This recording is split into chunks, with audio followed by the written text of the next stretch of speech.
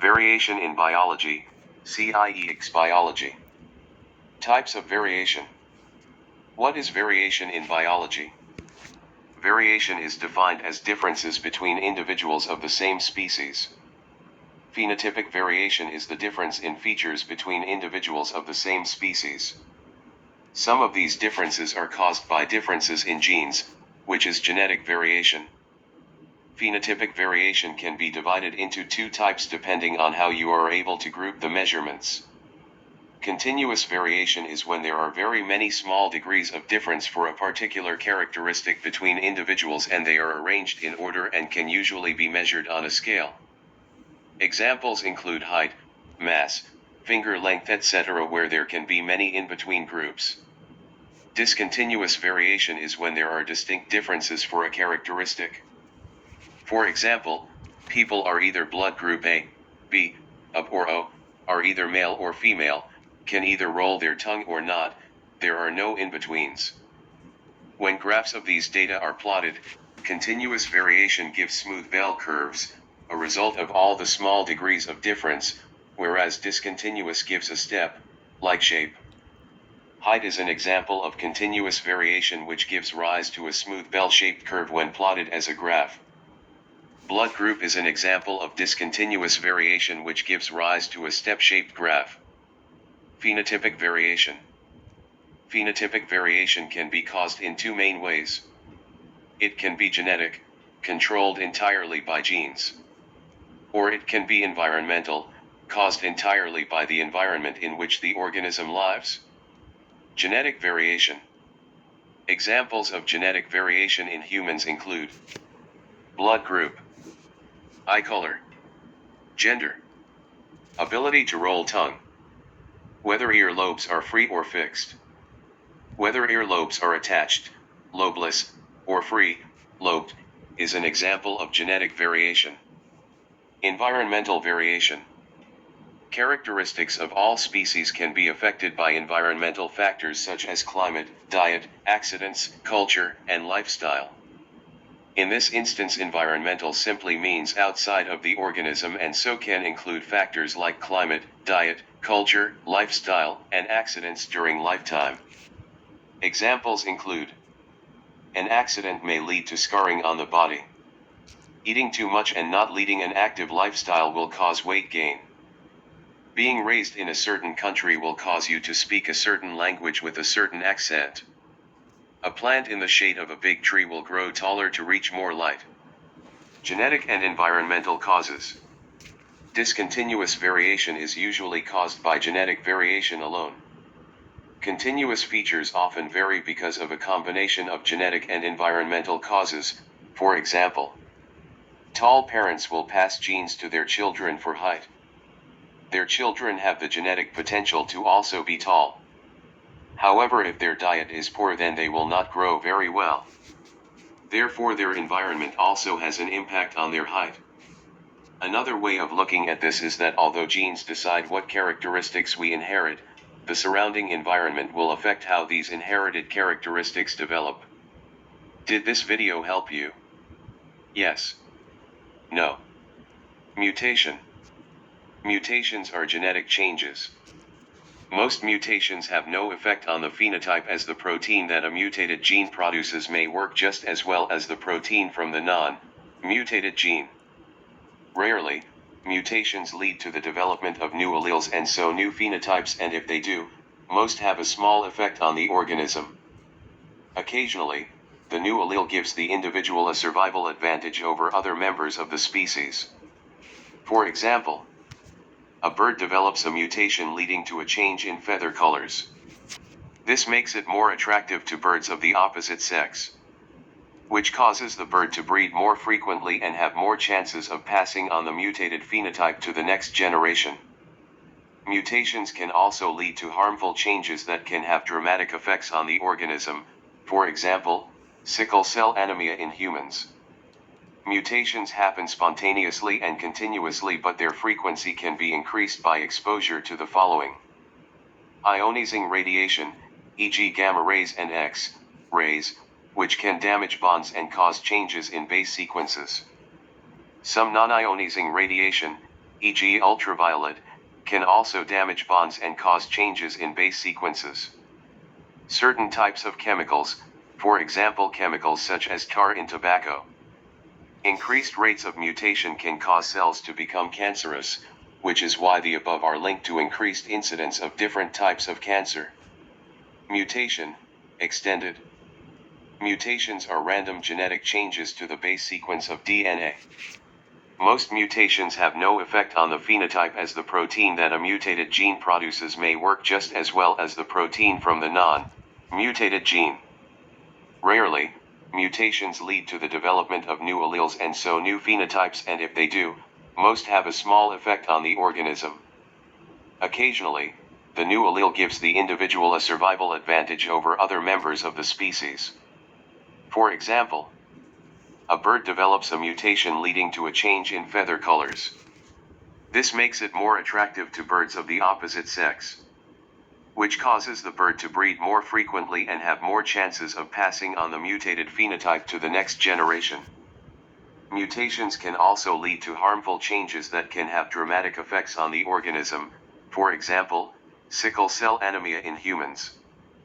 Mutations happen spontaneously and continuously, but their frequency can be increased by exposure to the following: gamma rays, X-rays and ultraviolet rays, all types of ionizing radiation which can damage bonds and cause changes in base sequences. Certain types of chemicals, for example chemicals such as tar in tobacco. Increased rates of mutation can cause cells to become cancerous, which is why the above are linked to increased incidence of different types of cancer. Summary of sources of genetic variation in populations. Mutations. New alleles form through random changes to DNA. Meiosis. New allele combinations form through segregation. Random mating. Which partnerships form for sexual reproduction. Random fertilization. Which sperm and egg combinations occur during sexual reproduction. Adaptations and fitness. Adaptive features are the inherited functional features of an organism that increase its fitness. Fitness is the probability of an organism surviving and reproducing in the environment in which it is found. You should be able to interpret images or other information about a species in order to describe its adaptive features, for example. A typical question here might be to explain how the leaf area and distribution and density of stomata help different species of plants survive in their different habitats. Hydrophytes and xerophytes, extended. Hydrophytes. Plants adapted to live in extremely wet conditions.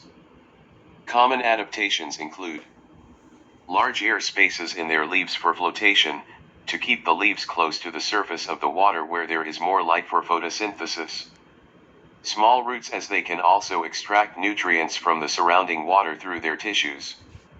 Stomata usually open all the time and mainly found on the upper epidermis of the leaf, where they can exchange gases much more easily with the air. Hydrophytes are adapted to live in wet conditions such as ponds. Xerophytes. Plant adapted to live in extremely dry conditions. Common adaptations include thick waxy cuticle.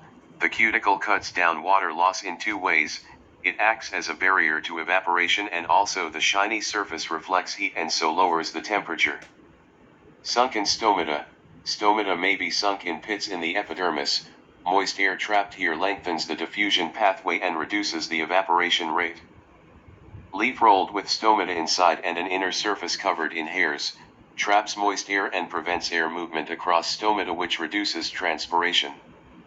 Small leaves. Many xerophytic plants have small, needle-shaped leaves which reduce the surface area and therefore the evaporating surface. Extensive shallow roots allow for the quick absorption of large quantities of water when it rains. Thickened leaves or stems which contain cells that store water. Xerophytes are adapted to live in extremely dry conditions such as deserts. Natural selection. In any environment, the individuals that have the best adaptive features are the ones most likely to survive and reproduce. This results in natural selection. Individuals in a species show a range of variation caused by differences in genes. When organisms reproduce, they produce more offspring than the environment is able to support. This leads to competition for food and other resources, which results in a struggle for survival.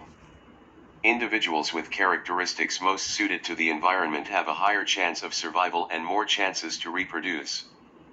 Therefore, the alleles resulting in these characteristics are passed to their offspring at a higher rate than those with characteristics less suited to survival. This means that in the next generation, there will be a greater number of individuals with the better adapted variations in characteristics. This theory of natural selection was put forward by Charles Darwin and became known as survival of the fittest. An example of natural selection. Natural selection illustrated by snail shell color. Within the population of snails there is variation in shell color. Normal varieties of shell colors in the snail species is black or gray, as evidenced by the first picture. Chance mutations lead to a small number of snails / one snail having a white shell. This small number is shown in the second diagram, where there are less white-shelled snails than black or gray-shelled snails. The white-shelled snails survive longer. This is the survival of the fittest, a term used to explain why some organisms succeed in the competitive struggle for survival against other members of their population. The reason the white-shelled snails survive longer is because they are better camouflaged. This means that they are less likely to be seen by predators and eaten. As they survive longer, they get more opportunities to reproduce. And so the allele for white shells is passed on to offspring more frequently than the alleles for black or gray shells. Over generations, this is repeated until the majority of snails in the population have white shells. Another good example of natural selection is the evolution of the peppered moths. Exam tip. There are hundreds of thousands of examples of natural selection, and you cannot possibly be familiar with all of them. However, they all follow the same sequence described above. Based on the idea that within a species there is always variation and chance mutations, some individuals will develop a phenotype, characteristic, that gives them a survival advantage and therefore will live longer, breed more, and be more likely to pass their genes on. Repeated over generations, the mutated phenotype will become the norm. Remember, it is the concept you have to understand, not the specific example. Did this video help you? Yes. No. Adaptation by natural selection, extended. If the environment does not change, selection does not change.